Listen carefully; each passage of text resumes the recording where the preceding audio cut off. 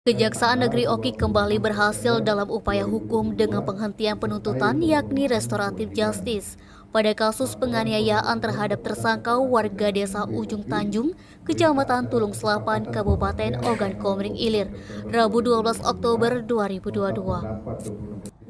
Penerapan restoratif justice kepada tersangka Wulansari Dalson 22 tahun ini dengan alasan kedua belah telah berdamai dan saling memaafkan.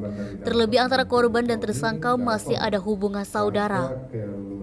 Wulandari sebelumnya ditetapkan sebagai tersangka karena melakukan penganiayaan terhadap korban Citra Delia yang terjadi pada Sabtu 7 Mei 2022 sekitar pukul 12.00 waktu Indonesia Barat di Desa Ujung Tanjung yang bermula dari ribut mulut antar keduanya. Kewenangan kejaksaan barulah dilakukan mediasi hingga terjadilah perdamaian. Alasan lainnya, tersangka merupakan seorang ibu rumah tangga yang masih aktif memberi ASI dan tersangka juga dalam keadaan sedang mengandung. Kepala Kejaksaan Negeri Oki Diki Darmawan didampingi Kasipidum M.